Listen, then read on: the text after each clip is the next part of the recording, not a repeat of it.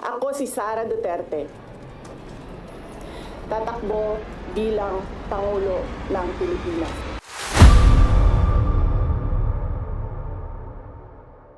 Assalamualaikum warahmatullahi wabarakatuh. Madayaw ug maayong adlaw kaninyong tanan. Magandang araw sa inyo lahat. Proverbs 19 verse 21 states, "Many are the plans in a person's heart, but it is the Lord's purpose that prevails." It took me 47 years to understand that my life was never meant to be only mine. Unlike others, I may not have been born just to chase happiness. For a long time, I questioned the weight of responsibility to my family, to my country, to everyone who called on me. Today, I have peacefully accepted that my life is unlike any other. Sa unang mga buwan ng aming mga termino, nakita ko na ang kawalan ng katapatan ni Bongbong Marcos Jr. sa mga pangakong binitawan noong kampanya, pati na sa kanyang sinumpaang tungkulin para sa bayan. Dahil hindi ko kinaya na maging bahagi ng 2025 national budget na tadtad ng katiwalian, pinili kong umalis sa kabinete. Kahit alam ko na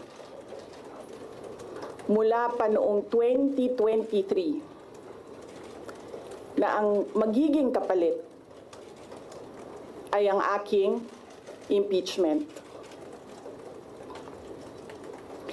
Mga kababayan, humihingi ako ng paumanhin.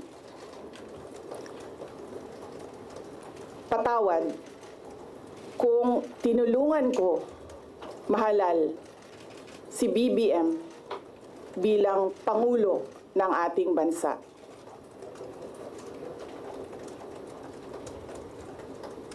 Patawad kung hanggang ngayon ay marami pa ring Pilipino ang nalulunod sa baha ng dahil sa malawakang korupsyon. Patawad kung lantaran ang pang-aabuso ng ating mga institusyon para sa pansariling interes ng mga politiko.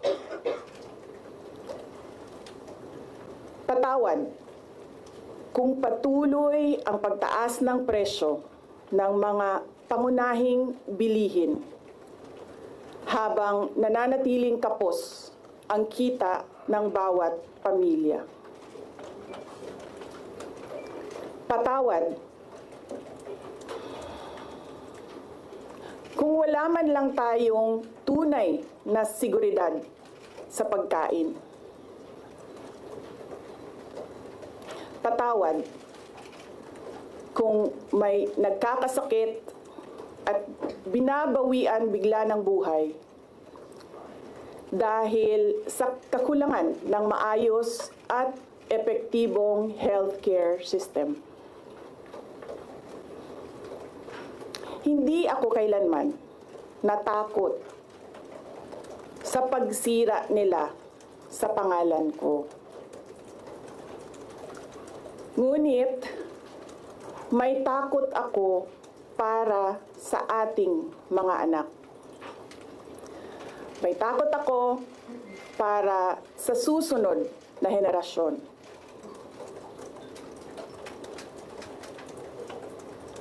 may takot ako para sa mga kababayan nating walang bahay sa ibang bansa. Walang pangalawang pasaporte, walang ibang matatakbuhan kundi ang Pilipinas. Kahit ito'y patuloy na nalulugmok sa kahirapan. Na ako'y kahadlok, nga moabot ang adlaw na dawaton na lang nato ang kapobrihon isip kapalaran. Nga maanad na ta sa sayop, nga mawad-an na lang ta og paglaom. Og labaw sa tanan na ako'y kahadlok,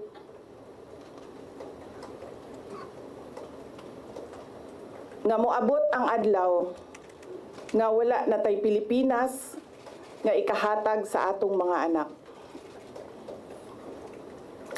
I cannot kneel before each and every Filipino to beg for forgiveness. Instead, I offer my life, my strength, and my future in the service of our nation. Mga kababayan, ibalik natin ang tapang at malasakit para sa Diyos, sa bayan, at para sa bawat pamilyang Pilipino.